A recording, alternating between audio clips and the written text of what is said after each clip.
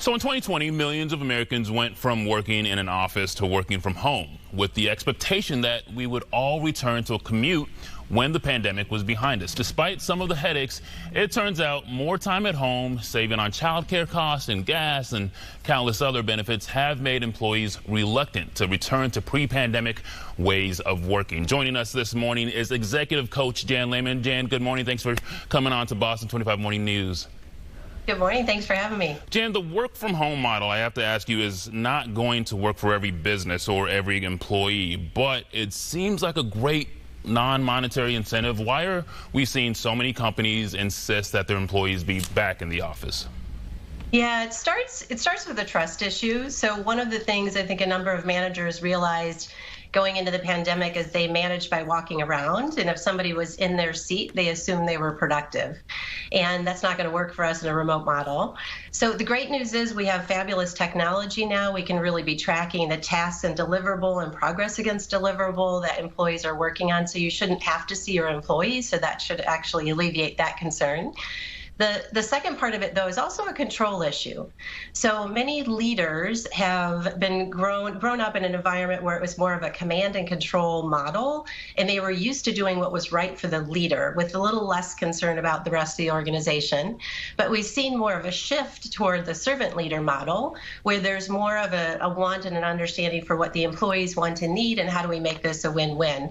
And so those organizations certainly are going to be shifting much more easily toward that model with they're used to letting go of that control a little bit more. Yeah, the control of the servant is a big shift. But when a company is able to offer a hybrid model of work, how are you finding that employees respond to that? Yeah, it's been interesting. I'm sure a lot of us have realized and learned a lot about ourselves. So we're seeing that our extroverts are super excited to get back in the office. They need the energy. They need to be around people. And then we have our introverts, or maybe our really hardcore task-oriented people that are like, no, let me stay at home. I get so much more work done. And then you have the folks that are kind of stuck in the middle that want to be in the office, but they're frustrated. They have 8 of their colleagues around the table, but they're still doing video meetings with a couple folks who are hybrid. So it's a mix. So, okay, if I want the option of working from home, what's the best way to approach my boss? So, for sure, if you're new to an organization, you needed to negotiate that during the recruiting process. Don't hit it right when you first day on the job, because it's about trust again. So it's about really proving to the organization that you can be trusted, you're self-managing, and they shouldn't have any concerns. And then it's about starting slow. So don't come in and say, I want to start working 100% remotely. Maybe you suggest, I'd like to do a trial period for a month. Let's see how it goes. The boss will feel much less threatened in that environment. You might suggest, I'll just take Fridays that I work from home because that has less of an impact to the rest of the organization, since typically there's less meetings on Friday. So start it actually slow. Also super important to think about it from your boss's perspective. So what might be the concerns that they have about you working in your home environment? So maybe you just had a new baby, or you have young children at home, and so you want to talk about arrangements you've made with your spouse or partner for childcare. You want to talk about how you've set up your home office in a secluded space so there'd be less interruptions and distractions, all of those sort of things to alleviate what they have where they're concerned.